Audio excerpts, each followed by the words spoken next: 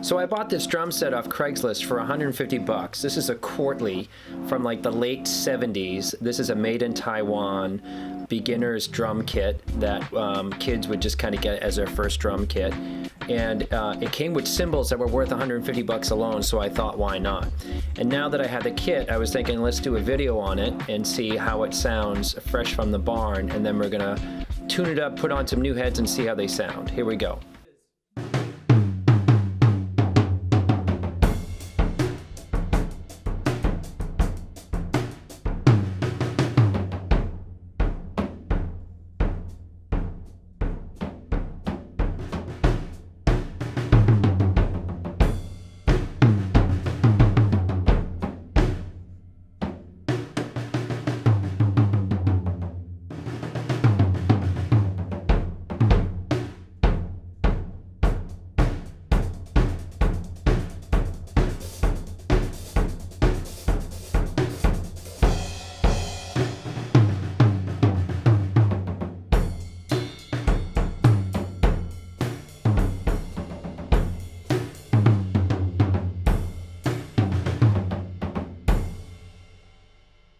So luckily I had all the parts in my stash. I was worried that the parts wouldn't fit. I have the claws, the T-rods, the bottom hoops for everything, and new heads.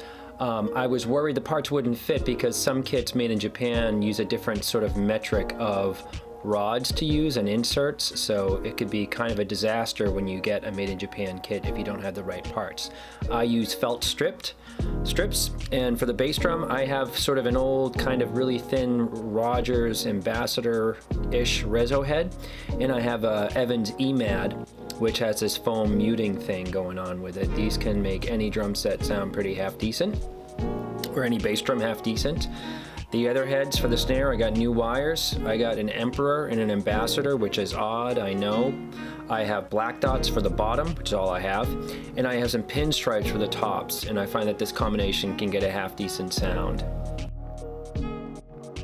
So with the snare, which is probably where most of the work is gonna go into,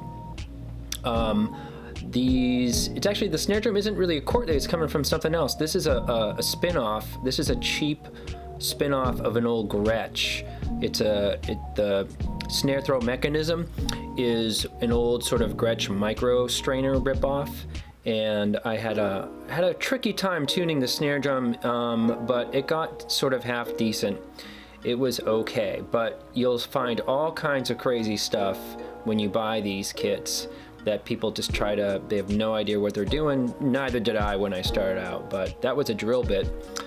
Used some WD-40 because the snare lugs and rods were really gunked up. So then I took everything off, took all the old heads off.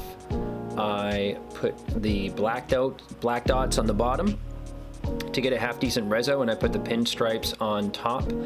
These shells are made in Taiwan, and they are a mahogany. I think they're called Luan, which is that's even Pearl was using Luan shells. The bearing edge goes inward. Bearing edges looked fine, and this mahogany is not like sort of the vintage drum kind of mahogany. It's just a cheap sort of Taiwan mahogany, but they sound pretty half decent if you can get a good sort of tuning out of the drum.